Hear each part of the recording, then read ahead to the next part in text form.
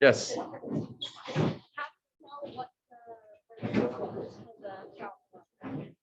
Good question. Good question. Thank you. Sort of eyeballed it. Sure. You know what? There's a logic to that too. There's a reason why you might have. I'm recording this as right now, just in case someone that is away, specifically for people, might need it. Once again, follow through with me. And for the people watching through this video, I apologize if there's weird space breaks and pauses and cuts here and there. You're just gonna have to deal with it. Okay, to recap from yesterday, if you did humor me, and I hope you did, you would have gotten your two examples to look like this. I'll do it really quick and then I'll go over it slowly, okay? Your first should look like this.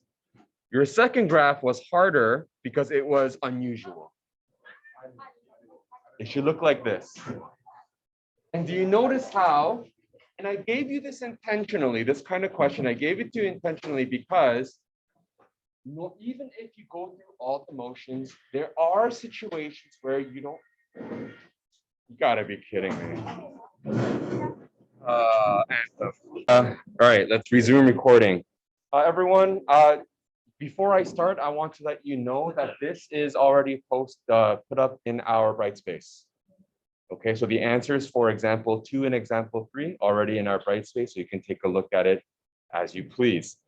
There's a whole bunch of reasons that I asked you to try these two questions, not only because you get some practice, but also you will see and you will appreciate this part in letter F. Okay, I've never used chart form in letter F before. I'm not sure if my hand even shows up here. Okay, I hope it does. Okay, so letter F in this particular case will actually help you organize D and E. And let me get to that. Okay, let me flash the graphs for example 2 and 3.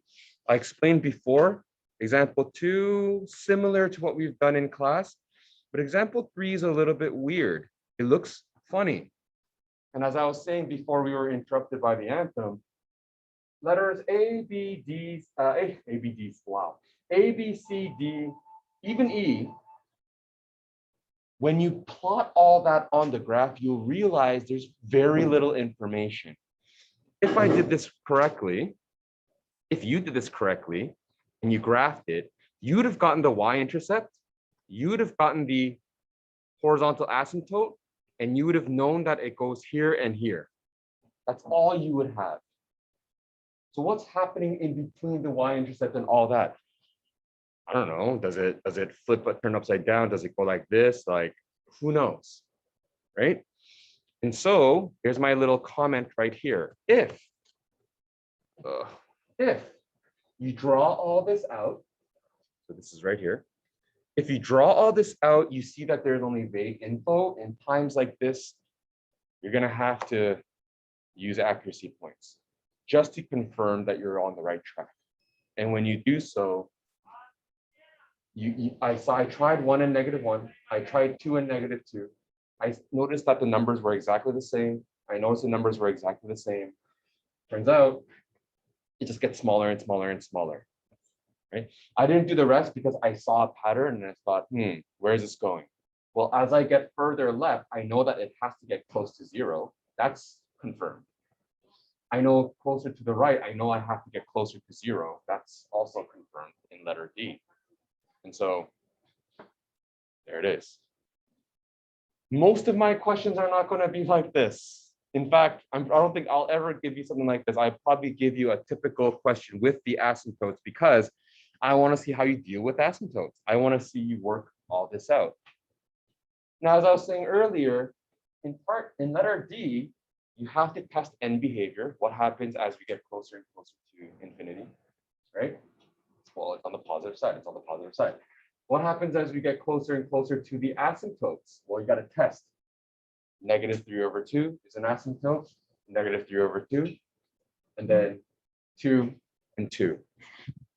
What's new about my notation here, you might have noticed, is that there's actually a little negative on the top right corner of -3/2, and a little positive on the top right corner of -3/2. And I'm testing the behavior of a vertical asymptote. put those two ideas together. What do you think that symbolizes? No? Going once, going twice. As opposed to, so -3/2 is 1.5, right? -1.5. As opposed to testing 1.4 and then 1.6. I'm just writing, okay, what if it was infinitely, like tiny bit smaller than -3/2? And what if this was tiny bit bigger than -3/2? You see the usefulness in that symbol, as opposed to writing it out in words or writing out a 1.4 or 1.6, right? So in math lingo, even in the textbook, you will see these little symbols pop up. It's very straightforward. I am testing the behavior at the asymptote, but slightly to the left of the asymptote and slightly to the right of the asymptote. That's all it means. Same with the 2. Well, if it's slightly less than 2, so in other words, like 1.999, what would the function be? Well, I got a negative number. If it was like 2.001, what would the function be? I got a positive number. That's what it means. Which brings us to this chart. The more asymptotes you have, the more of these testings that you have to do, which is pretty annoying. How many calculations is that? So I'm going to show you a chart method that helps you do all of that together. Take a look at this chart. Take a look at what I wrote in the chart and see if you can make sense of what that means. I'll give you like a minute. See if you can make sense of what these symbols mean.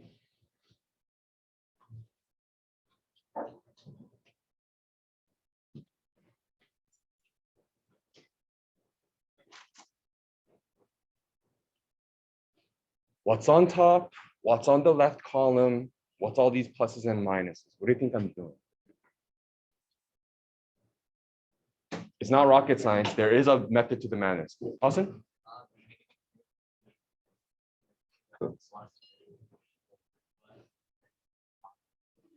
Right. So let's take a look. This is my x-axis. Right? This is all my x values. And I put all the important points, things where action is occurring here. If you want a little note, and we're going to do it as practice over there, you might want to put a little note. And that little note is, give me a second. Let me do it in maybe blue. No, red. Place all vertical asymptotes and x-intercepts here. That's where all the action of plus and minuses are going to occur. So just place it all there. In this case, the only things that we need to worry about, of course, is -3/2 and 2. Next, on the right column, on the left column, I put in every single term or every single binomial, every single bracket from my function that has an x in it. In other words, anything in the function that could become a positive or a negative, I put it there.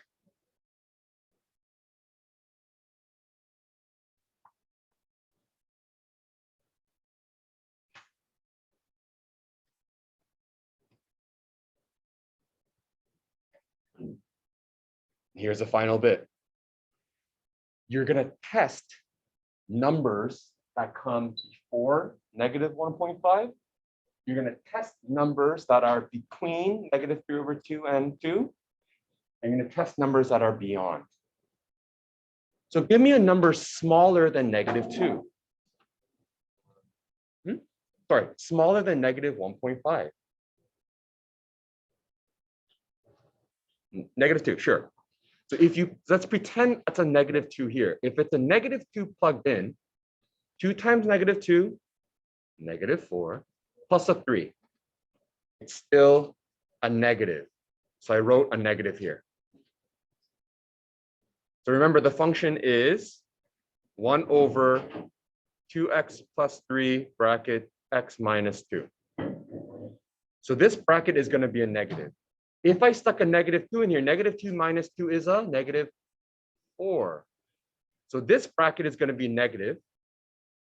And now that bracket is going to be negative. Negative times negative, the entire function is going to be positive. So I know any numbers that are to the left of this asymptote is going to be above the x-axis.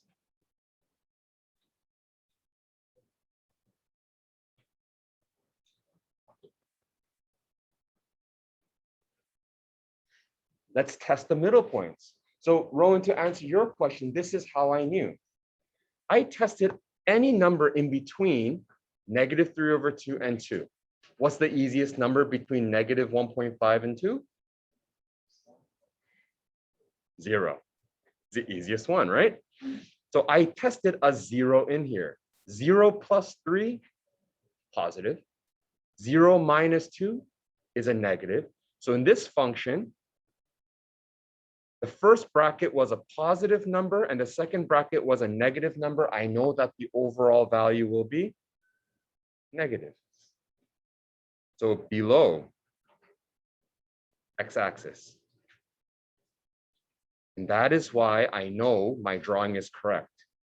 All the x values between the two asymptotes are negative. Pardon me?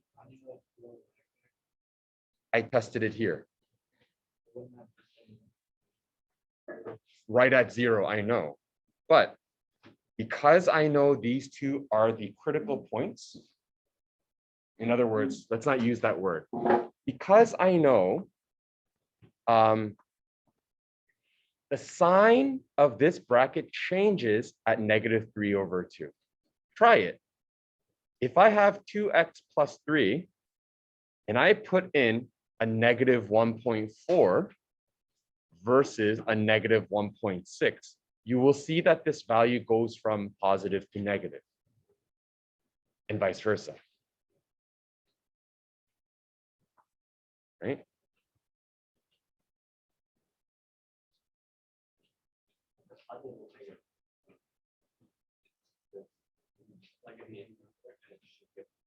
Any number between here and here, they should all stay in one sign because number one, for example, there's no x-intercepts.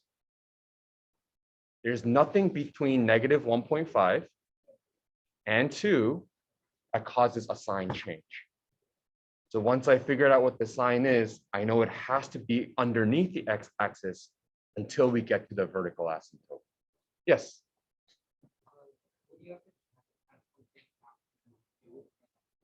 Of course, there are times, there could be situations where the curve goes like this after, right? So you do need to plug in numbers afterwards just to confirm whether your drawing is correct. Right. So this part. I highly recommend you plug it in. Yeah. Yeah. Well, you know what? You don't necessarily have to test it, but because you know that the end behavior right here is going to be 0 on the positive side. So you have already a clue that the graph is going to end right here. But there's good confirmation. Any number bigger than 2. So let's say a 3. 3 times 2 is a 6 plus 3, that's a 9, that's a positive. And 3 minus 2, that's a positive. So I know that after that asymptote, it's going to be a positive number. Yes.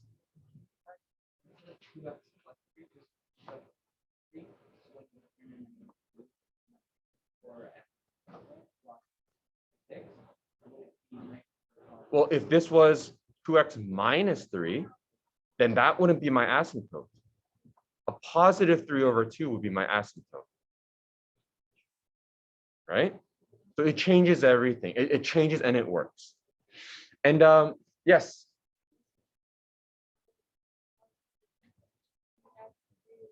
Yeah. If you had 3 asymptotes, you mean?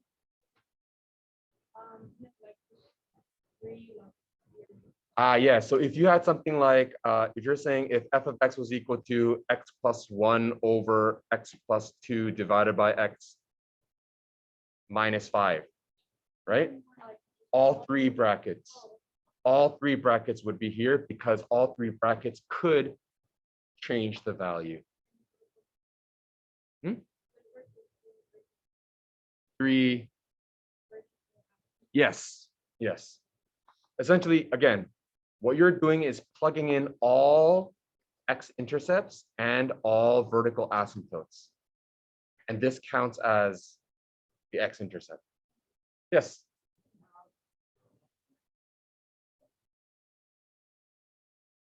If it was an x-intercept, it means the y value equals a 0. You would need an x in the numerator. Well, yeah, oh, well, if this was x plus 1, you put -1 wherever it is in the number line. No, yeah, just left to right, smallest to largest, because you're creating the x-axis up there, right? Like -1.5 is the left of 2. Okay, and again, this is the first time you're seeing chart, so it's understandable that you would want a little bit more clarification. I want to also mention that on the next one, I wrote it down here. In the chart form, you're supposed to write in all the vertical asymptotes and the x-intercepts. But if you take a look, there were no vertical asymptotes, there were no x-intercepts. There's nothing in this chart that would help me. That's why this graph sort of sucks. As practice, before we get moving today, let's try that one. I'm going to say that with the practice you've had yesterday, and of course, implementing or counting the amount of time you might need to factor, I'm going to give you about 5 minutes to graph that question. Yeah. Do your best. And for the people who are online, let me.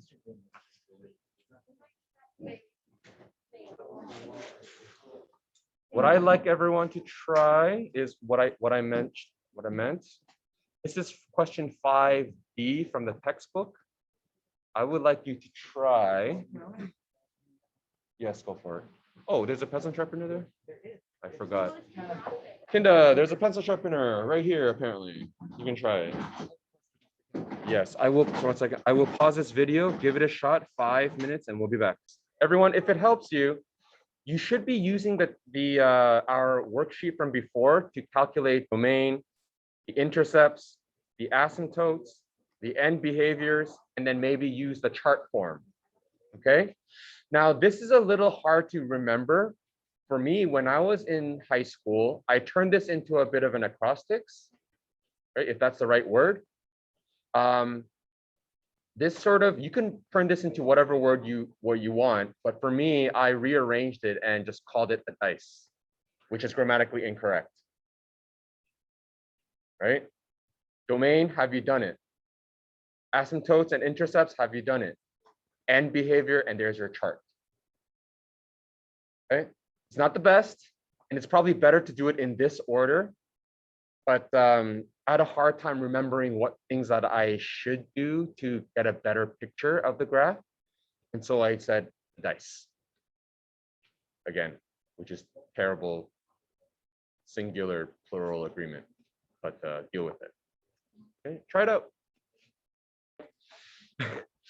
Let's try this. So 5 minutes-ish are up.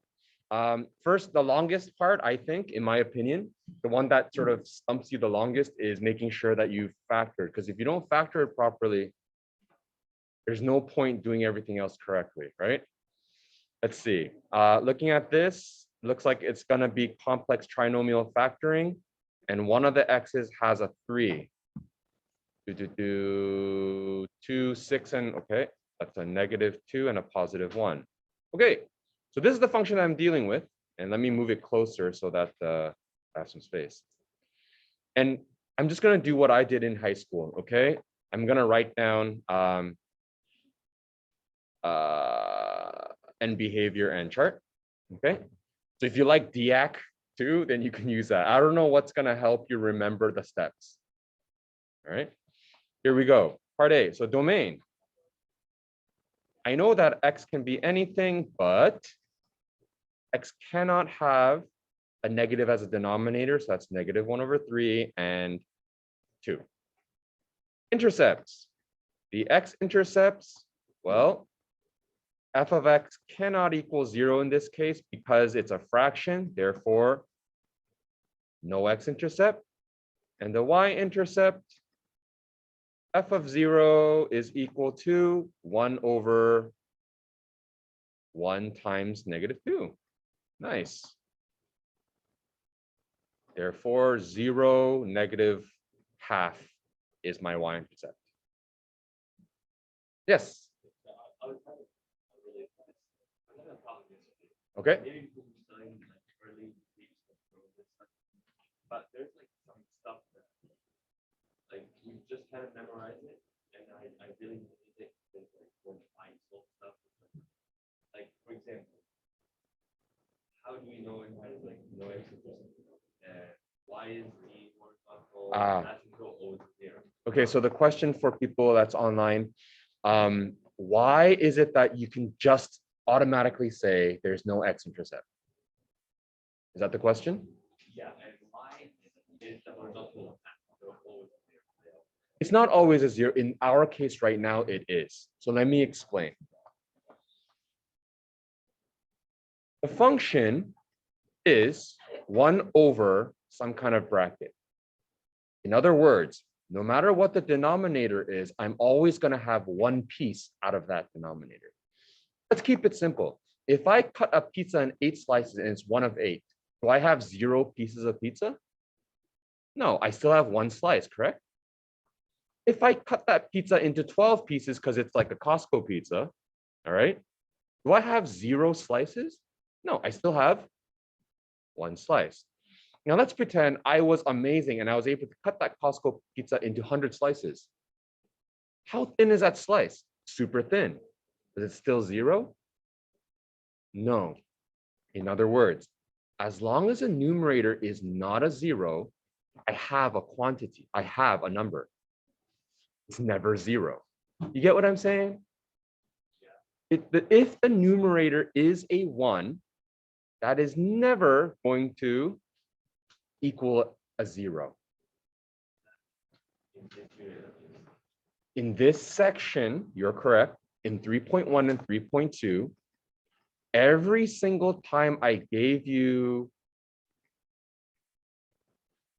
a function, the numerator was always a 1, and that will never equal a 0. Therefore, the y value will never equal a 0.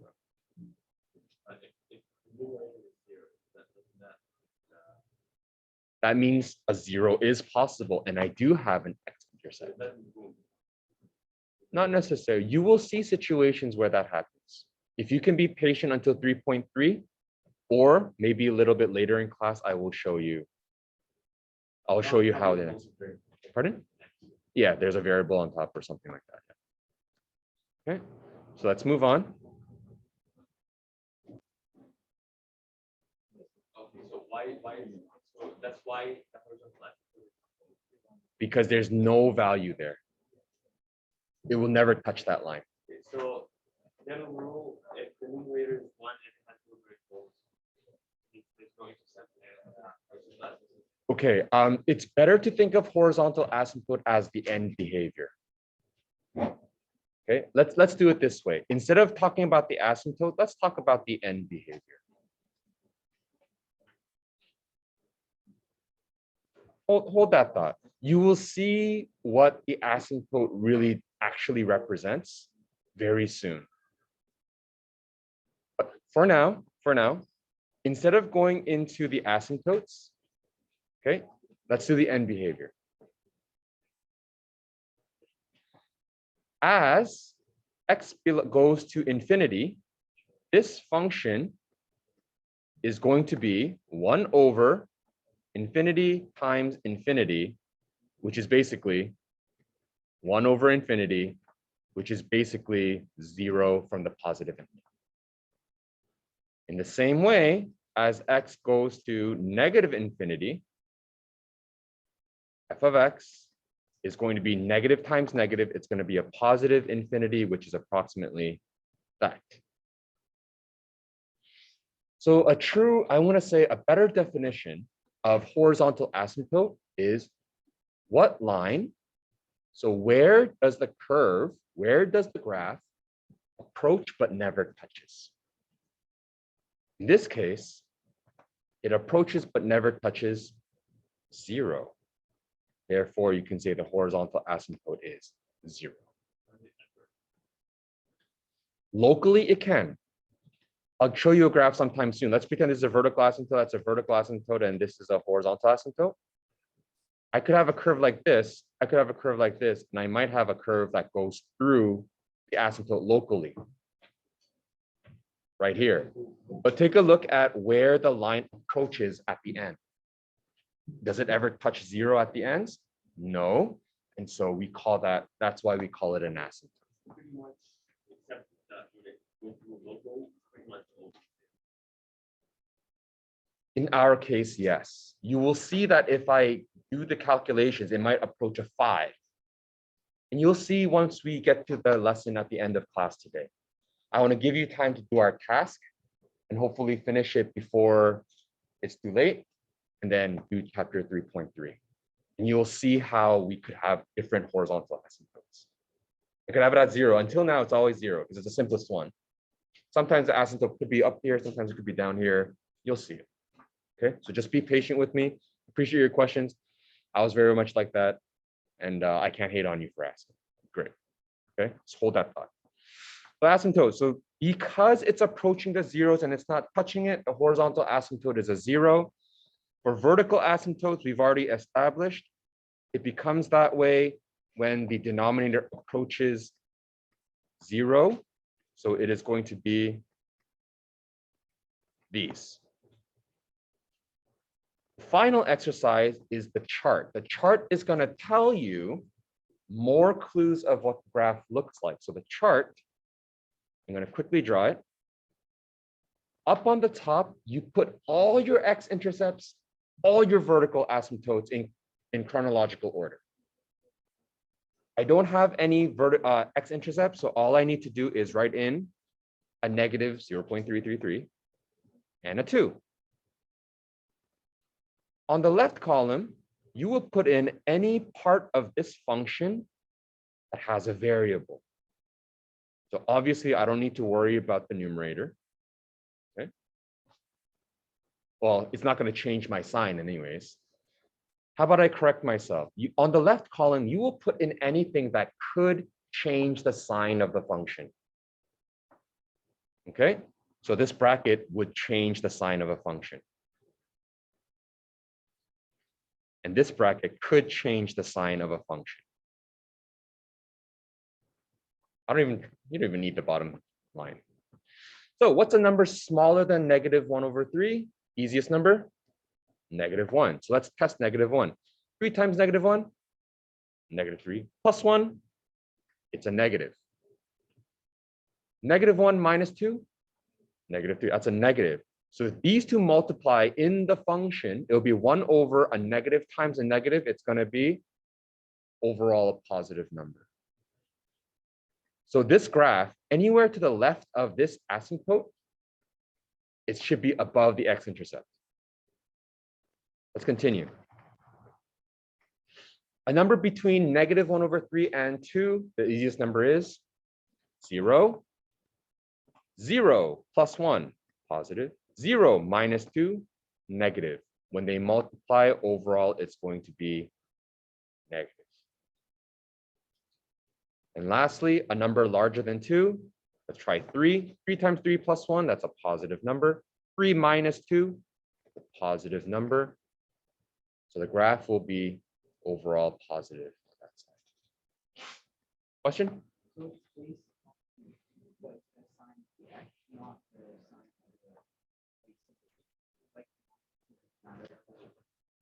-2 doesn't matter. Yeah, well, you plug in a 3, and 3 minus 2 gives me a positive number.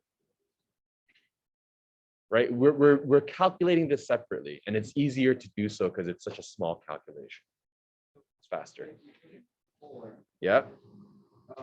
it will still be a positive. So any number that I put in after 2, this bracket will be a positive. So graphing. Let's put all that information together. I have an asymptote at negative 1/3. I have an asymptote at 2. I have a y-intercept at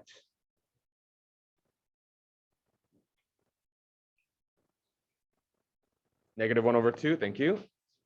Yes.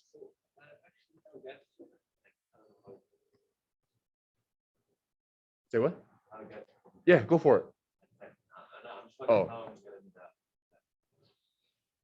We'll have to figure it out. Either you write it. I mean, I'm giving you like I believe I gave everyone like 15 minutes or something to do it, maybe like an hour, I forget.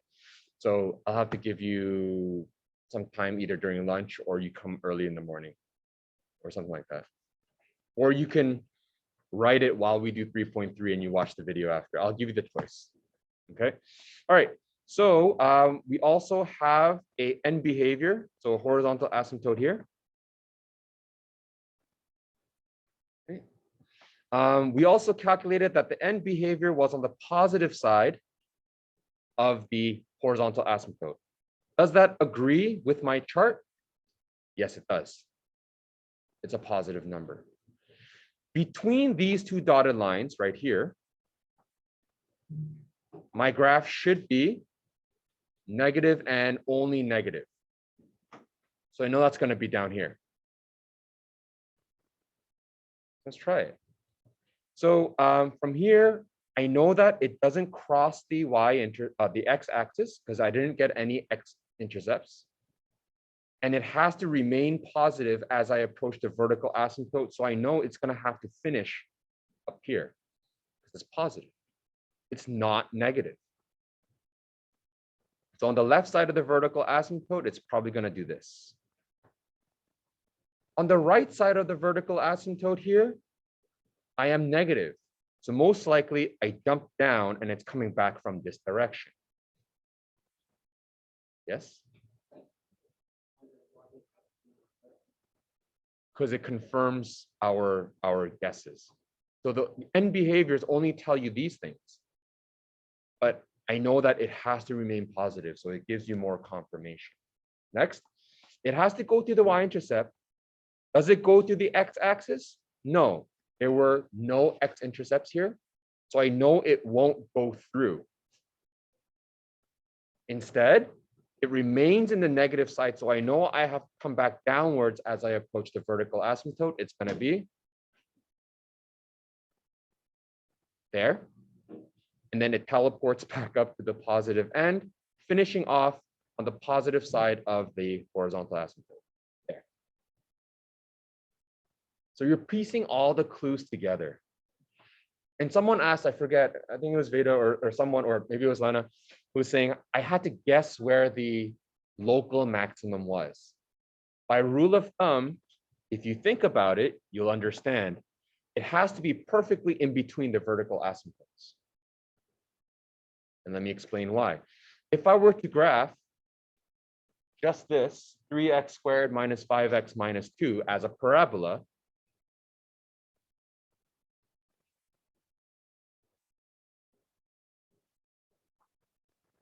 the x-intercepts is 2 and -1/3.